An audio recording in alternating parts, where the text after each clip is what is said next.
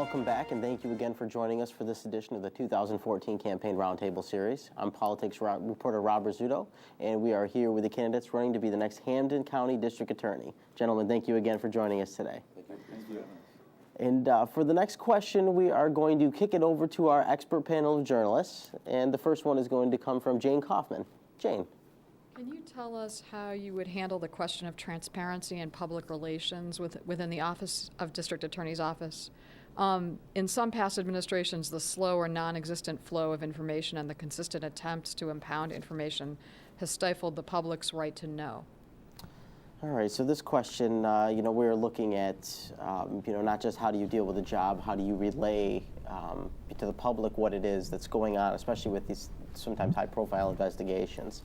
I can tell you from the media side, I know we've had district attorneys that are very good with getting the information out there promptly, and others that really think the information should only flow between 9 to 5 Monday through Fridays, not necessarily when crime happens or when the public needs to know information. So what we're getting at, I guess, is how will you improve upon perhaps some of the shortcomings of some of the predecessors? And for this question, Anthony, we can start with you. Thank you. It's a great question because it's a critical issue, and the public has the right to know what is happening in terms of justice in Hampden County. We're public servants. The district attorney is a public servant. So it's going to be so important for us to make sure that the public is informed completely. I think that is one thing on which we can improve significantly from prior administrations. In my administration, we would have a public, governmental, and media relations person who would be available to the media 24 hours a day, 7 days a week, and it would be his or her job specifically to deal with those agencies, and particularly agencies like CBS 3 and MassLive and the Republican, to keep folks informed, to make sure that the stream of information is uninterrupted. Obviously, there's a need to balance that against the workings of the court system and what the district attorney's office has to do in terms of investigations and so forth. But it has to be done in a consistent way and in a way that informs the public in a way they deserve, because we're ultimately accountable to the public, and the district attorney is a public servant. So it's important that we inform the public in a way that is, again, consistent and fair. Very good, thank you. And Hal, we can go to you next. When I announced my candidacy for district attorney back in February, I promised the voters of Hampden County that I would release a new initiative each week. And as someone who worked in the criminal justice system for 29 years, I had to decide what would be my first initiative, what was most important to me to make the Hampden County District Attorney's Office serve the will of the people. And that was offering scheduled monthly news conferences with the media, in addition to the regular contact the district attorney's office would have. I think it would be important to the DA's office and the public, and also for the media, that each month at a scheduled time every month that the district attorney and his staff makes themselves available to answer questions as to how the office is doing. That leads to transparency and leads to accountability. And that was what I thought was the most important thing that the district attorney should be striving for. Gotcha. And in addition to those, the proposed monthly meetings, would you have somebody that was more available on the day-to-day than perhaps folks currently are? I can do that. I'm going to do that one better. You're going to have my cell phone number to call me. That's much appreciated on the media side. Thank you very much. Shawn.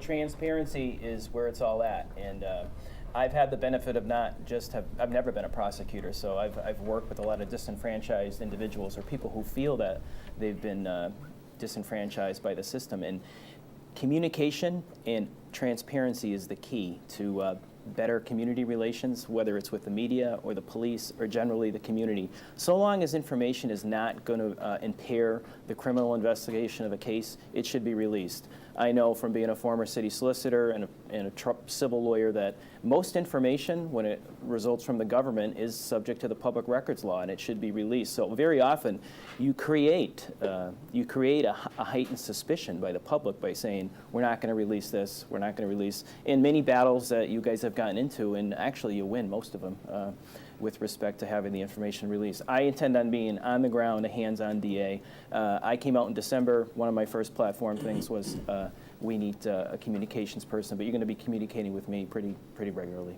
Gotcha. So full access, 24/7. Correct. Thank you very much. Brett, on the topic of media/public relations. Here. Well, it doesn't get many headlines, but when I worked for Matty Ryan and Bill Bennett, I played a leadership role in applying information technology into the office. So both in Hampden County and in Hampshire County, I designed and implemented a digital case file system so that all of the police reports and testimony and motions are scanned and available to the attorneys and also to the defense attorneys. So the next step in that process is to put those materials online. You can do that now in federal court. You can download any of the pleadings. It's not yet available in state court, but there's no reason why the district attorney can't make that available to the public, obviously, as well as the media. So that's one way to ensure that the information is released and is easily accessible, and you can get it 24/7. There are times in the criminal justice system where the district attorney has to control what information is released, but they're very limited. They're limited to those times when it could jeopardize an investigation or endanger somebody's life, or where it might impact somebody's constitutional rights. So, for example, you will never hear a district attorney talk about somebody who was given a confession upon arrest. We can't release that kind of information because it impacts the defendant's rights. And that highlights the responsibility of the district attorney to protect the rights of the innocent, the accused, and everybody in the community. Of course.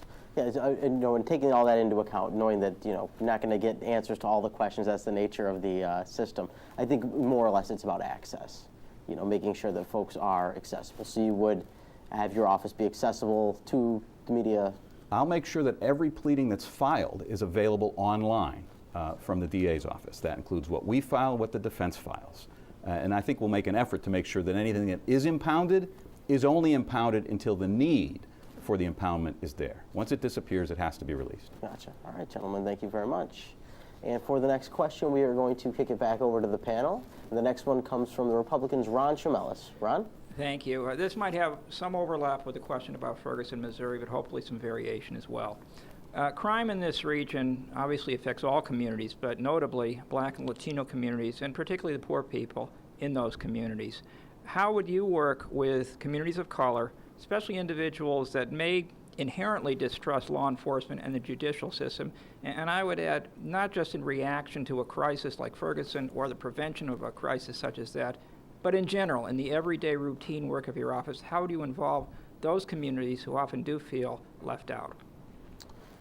All right, so we're looking at this topic here. Definitely an important one about community outreach with all the different ethnicities that make up Hampden County. Just on this topic, what would your outreach strategy be? And Hal, we can start with you for this one. The best way to improve cooperation and trust is to have communication. I would promote communication with any community group that feels that it needs better communication with the police department. I would encourage both sides to sit down. I would help to facilitate those meetings. And I believe that through that discussions, through getting to know each other better, it would lead to a greater understanding and improved law enforcement and improved quality of life for the citizens of Hampden County. Gotcha. Thank you very much. Next, Shawn, we can go to you.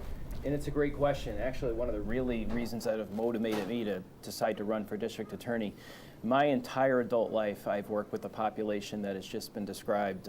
As a young professional, I provided services as a Department of Social Services protective social worker to mostly Latino and Black families that have been ridden with problems with domestic violence and poverty. You really learn what causes crime. People aren't born criminals, and a lot of times it is circumstances, and it's mental illness, it's substance abuse. So until we change our focus as to what we're going to do with that population when they come through the front door of the criminal justice system, nothing is going to change. And what we're doing now is it doesn't work, and the system needs to be reformed. We really need to reform the juvenile court system. It's completely broken. When a young individual comes in, they generally come in for the reasons I just outlaid to you. And unless the district attorney sponsors programs, look at the impetus. What's bringing that child into the system? If it's job training, treatment, lack of education, we need to partner with those programs and direct kids through doors other than that of a jail cell. 72% of juvenile kids that go through that door in Springfield on State Street come back in, and we create career criminals. We have to do something different. I know how to collaborate with social service agencies because I've done it my entire life. There'll be a commission where members of the communities, the churches, and the organizations, they're going to come in and they're going to be on a monthly commission, because what they need to know is you don't need the district attorney. The district attorney needs you. They need the teachers, the schools. They need to know we need them. No district attorney is going to solve the crime problem or change unless we do something different, and I'm ready to do that. Gotcha. Thank you. Brett, we'll go to you next. Thanks. I've been talking about this issue from our very first forum together in Holyoke. And what I've been discussing are the findings of a book by Professor Michelle Alexander called The New Jim Crow. And it's about the dramatic disparity in incarceration in the United States, particularly with respect to drug laws, between white Americans and those who are Hispanic and African American. And their statistics are hard to argue with, and they are part of the reason why we are lacking such trust in the criminal justice system. And I'm not comfortable becoming district attorney with that knowledge without doing anything. So I have been talking about this disparate impact on our mandatory minimums, and I'm looking, for example, at what District Attorney Cyrus Vance Jr. in Manhattan did in his office. He allowed an outside agency to come in and conduct a study of sentencing in that office to analyze whether or not there were disparities based on race of the defendant. And it looked at 2 years of sentencing in his office. I mean, what exists is a lot of unconscious bias, and we need to know whether that's impacting our decisions about how we enforce the law and what we do when it comes into the courthouse. I'd like to expand a bit beyond what District Attorney Vance did.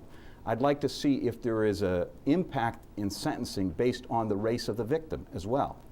So we can't solve the crime problem until the entire community starts working together. And for that to happen, we have to address these fundamental issues of trust. And the huge disparities that we have right now in the criminal justice system are not going to do anything to restore that trust. So I think it's one of the commitments I have. It's one of the passions that I brought to the race in looking at what's taking place and knowing we need to take new strategies and change this pattern that's taking place. Gotcha. Thank you very much, Thank Brett. you. Anthony, on this very important topic, what's your take here? Sure. Before I was a lawyer, Rob, I worked for the Salvation Army in a program called Bridging the Gap, in which I worked with young people, at-risk youth, from the ages of about 12 to 17. And they're working so closely with those young people, most of whom, or many of whom, were from Latino backgrounds and African American backgrounds.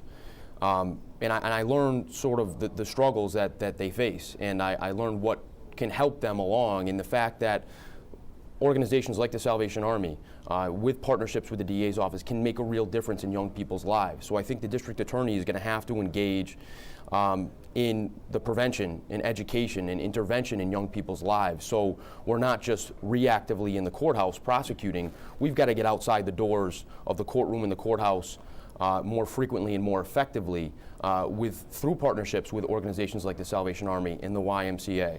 Other state agencies, like what Sheriff Ash has done so well for 40 or more years. We've got to engage in those partnerships.